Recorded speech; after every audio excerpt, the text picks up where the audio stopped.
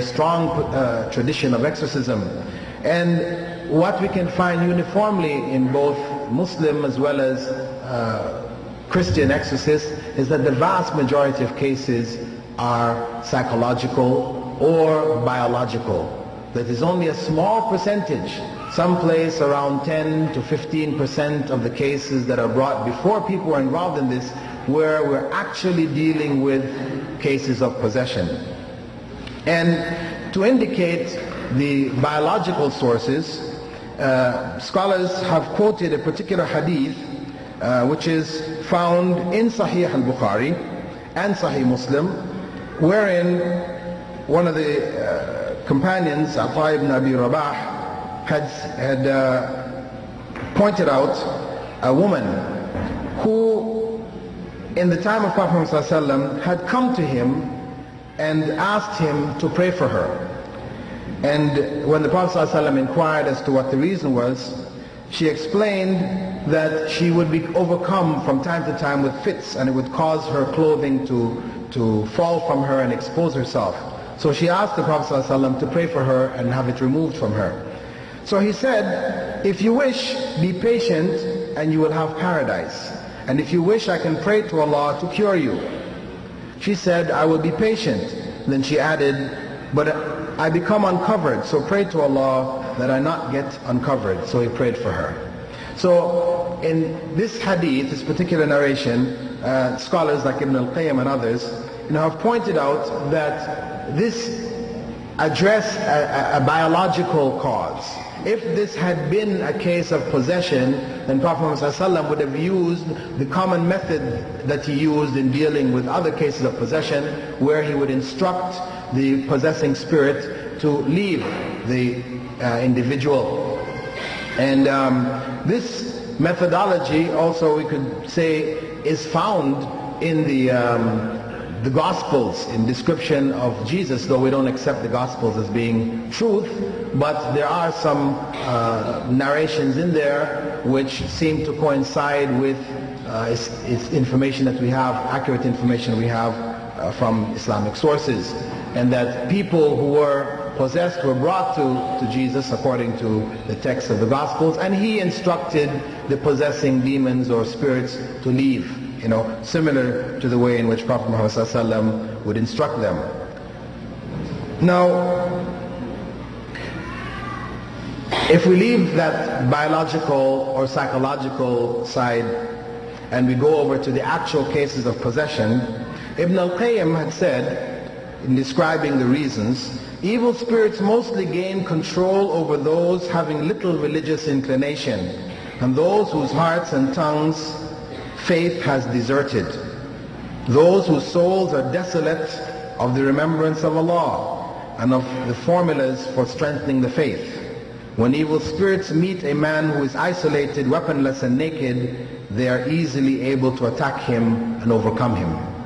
This is the general description of the state of people who tend to be overcome by the spirit world. Ibn Taymiyyah identified three main sources or causes among the jinn. He said the occasional possession of man by the jinn may be due to sensual desires on the part of the jinn, or even love, just as it may be among humans. A second reason was that demonic possession sometimes occur as a result of horseplay or jest or plain evil on the part of the jinn, just as evil and mischief occurs among humans for similar reasons. And thirdly, possession is most often a result of a jinn being angry with some wrong which has been done to them. That in some way human beings have accidentally harmed them, and as a response to that harm they may attack humans. And Ibn Taymiyyah pointed out that it's due to the ignorant and volatile nature of the jinn that their vengeful punishment of human beings go far beyond their just deserve. Now, when we deal with possession may be complete possession, or it may be partial possession. In the case of partial possession, we have in the Muslim world as well as in the non-Muslim world a practice which is called mediumship. That is, cases where individuals become mediums by which one may communicate with the world of the spirits. The individual, male or female, who then identifies himself or herself as a medium will seem to be overcome and may speak in the voice of one's grandfather or one's mother dead, etc. And this, in general, people in ignorance accept as being the dead actually communicating with them. This is a common phenomena in many parts of the world, even amongst Muslims. However, the realities in such cases is not that the spirit world, meaning human spirits, are in communication with the living world, but this is a case where a jinn may possess this person and communicate through them, and that jinn may be the qareen of the human who died. That is, as Prophet ﷺ informed us, each and every human being, when he is born, is assigned an angel that prompts him to good, and is also assigned an evil jinn that prompts him to evil. This is a struggle which each individual goes through throughout his life. There are promptings in the mind, in the conscious and the subconscious, coming from both the world of the angels as well as the world of the jinn. And when a human being dies, the jinn that is assigned to them, the qareen, does not die at the same time, because the life of the jinn is longer. So that qareen that was with the person who died remains in this world and may be the source of that mediumship, of that communication to human beings, where we imagine or we think that the voice and the information which is being conveyed to us is being conveyed to us by one of our dead relatives who have died. In fact, it is that same qareen, the qareen will be able to give us information of things which are unique to ourselves and that person.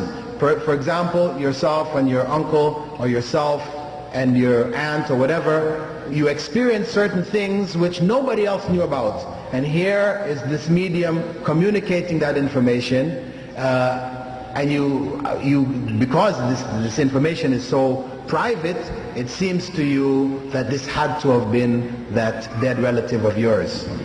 The reality, as I said, is that it is from the qareen and not a human relative who has in fact died. Ibn Taymiyyah, talking about this phenomena, had said, the jinn usually communicate by either visions or voices with those seeking information among the idol worshippers, Christians, Jews, heretical Muslims driven astray by the devils. The devils will often respond while taking the form of the one besought while dead or alive. This frequently happens to Christians who call on those who they edify, whether dead or alive. It also occurs to heretical Muslims who call upon the dead or those not present, and the devils take the form of the one called upon. We also have possession which may be possession of objects. As we have partial possession of human beings, we also have possession of objects. Prophet ﷺ, it was narrated by Ibn Abbas to have said, when you go to sleep, put out your lamps, because Satan may guide something like this rat to a lamp and cause you to be burned. So the evil jinn may possess animals as well as objects, as in the case of a rat. In the case of objects, we have the case mentioned in the Quran with regards to the people of Moses alayhi salam, when he went to receive the message from Allah subhanahu wa ta'ala, and Samiri had them give their melted gold and melt it down and make a calf and have that calf and as an idol for them to worship. The people of Israel did not fall in worship to that calf simply because it was placed before them, but as Allah mentions in the Quran, that the calf mooed. The calf said moo. When the calf communicated, this is what convinced the people, the followers of Moses, the Israelites, that